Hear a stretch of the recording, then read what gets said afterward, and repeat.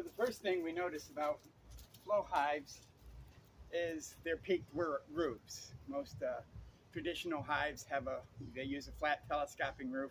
Flow hives, most all of them, I believe all of them, use the cottage roof. And so, if rather than putting a brick on top of the telescoping roof, we need to strap down the flow hives. And I use the ratcheting straps, and I'll show you how they're hooked up right now.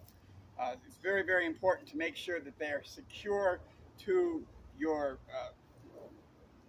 foundation, and that's the truth.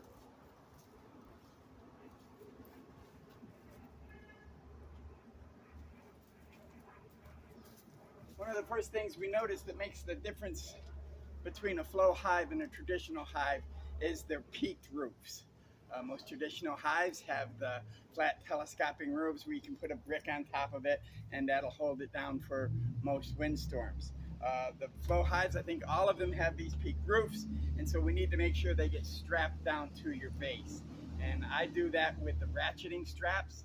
I'll show you how I put them in. The main thing you want to do in getting prepared, and that's the key word, being prepared, is to put down your stakes. You don't want to have to put down your stakes in the ground before the storm comes. So let me give you a little close-up of my stakes and the ratcheting, and we'll continue from there.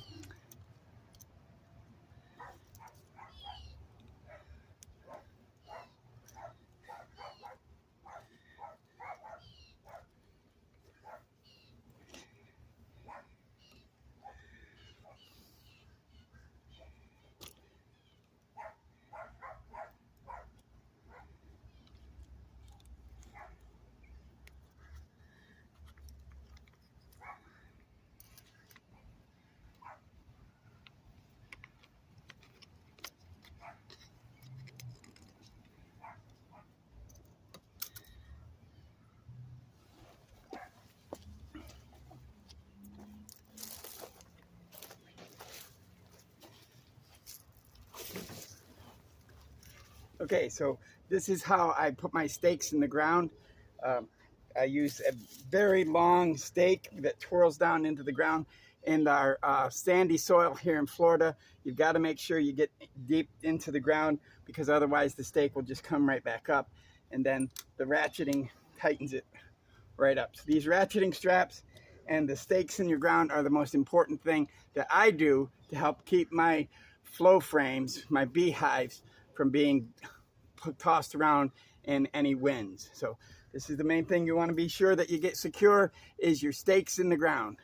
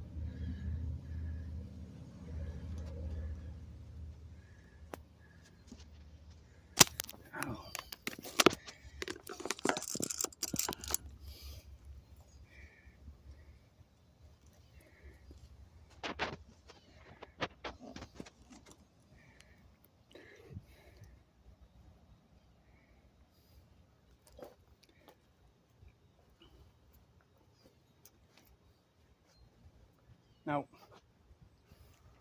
one of the first mistakes that I made was not getting a long enough stake. Mistake in the stake. Okay.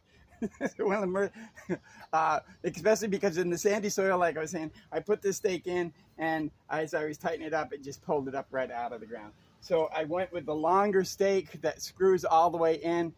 Sometimes you might even want to pour some concrete down in there just to make sure that that is secure. Another trick that I do that I think you find helpful is I use these L brackets. And I put the L brackets, I screw them into my base right here and screw them into the bottom board. That helps keep everything secure and in place. I put them in on both sides.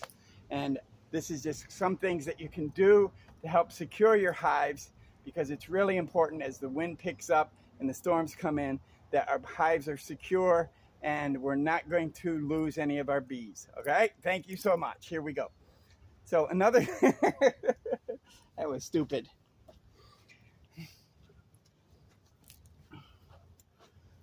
One of the first mistakes I made with stakes, see how I did that, mistakes. One of the first mistakes I made was not using a long enough stake. I used this stake here, and as I twisted it in the ground, it just pulled right back up through the sandy soil. So you want to make sure you have a long enough stake. You went with a longer stake, like a 3-foot stake, a 2-foot stake that screws all the way down into the ground. If you're having problems finding one, use some concrete, put some concrete in there to just secure that to the ground. The main thing you want to do is make sure that your straps are tight and it's not going to pull up from the ground. Another thing that I do, which might be a helpful little trick, is I use L brackets, and I put an L bracket, I screw it into my base and screw it into my bottom board. That's going to help you keep your hives from going sideways on you. I keep that in there in place anyway, so when I'm working the hives, I don't move it around the base. So there's a couple of tips that will help you out, and hopefully you'll get you through the storms. Talk to you in just a minute.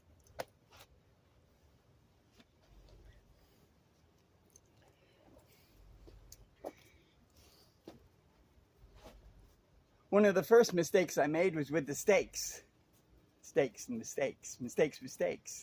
I used the too small of a stake, and as I put it in our sandy soil and I tightened up the ratchet, it pulled it right up out of the ground. So I went with a longer 2-foot stake that you could screw all the way in. Another thing, if you're still having problems with that, is to pour some concrete in there. Main thing you want to do is make sure your stake is firmly in the ground, so when you tighten your ratchets, it's not going to pull up out of the ground. So when the storms hit, it's not going to blow your roof off and disturb your bees.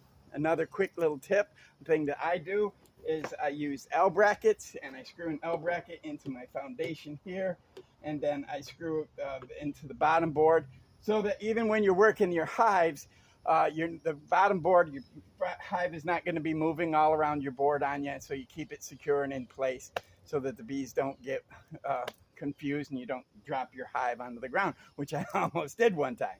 So there's a couple of tips for you. I'll tell you a little bit more in just a minute.